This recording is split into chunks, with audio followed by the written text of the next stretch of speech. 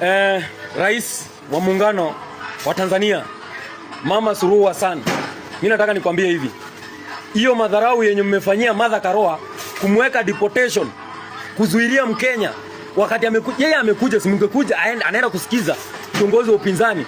Hiyo kulewa yenye umelewa na madaraka, unajiona sasa wewe umefika, uko na bahati, na usiwahi kuja Kenya, ile madharau tutakuonyesha hii Kenya. Sasa kwani Tanzania mnatusaidia na nini? Kwani unaona hiyo Tanzania inasaidia Kenya na nini? Yeah? You support us nothing. Tanzania is just nothing to us. Wewe kaa Tanzania na ukaa hapo na usiwahi jaribu kuja huku nini? Hapa Kenya.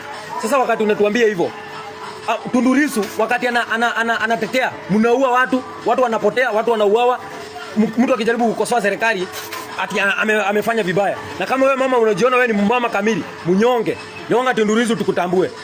Wakati Magufuli yuko uhai, nchi ya Tanzania walikuwa wanazuilia mpaka madini yao.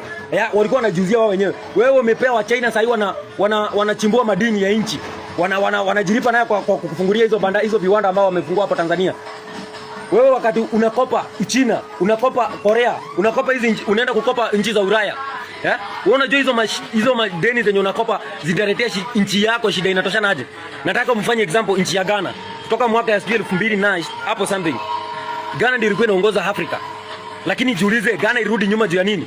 Hiyo mikopo. Wewe umekimbilia Uchina. Uchina zaidi inafanya tuko na shida hapa Kenya kwa hizo madeni. Hizo pesa mnakimbilia za Uchina. Wewe unajua mama mimi nataka niombe wa Tanzania. Mama Suluhu nguo anavaa ni pesa yenu nyinyi wa Tanzania. Hizo magari zenye naona mama anapigwa msafara wa magari 120.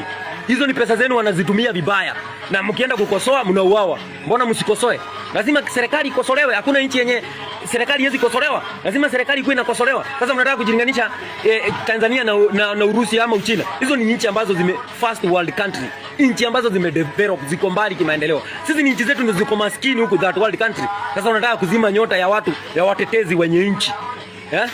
Hiyo dictatorship yenye uko nayo Mama Samia Suluhu Hassan, achana nayo.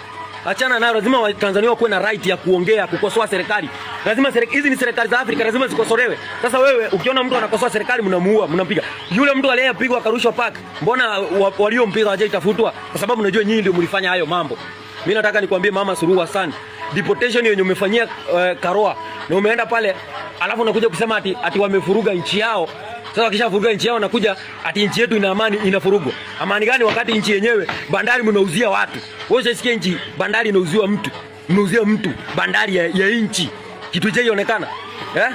Wewe hiyo mambo usidhani ati Tanzania tunataka mitambo, tutaanza kuonyesha wa Tanzania ukweli. Viongozi wa Tanzania mnatusi mpaka wananchi.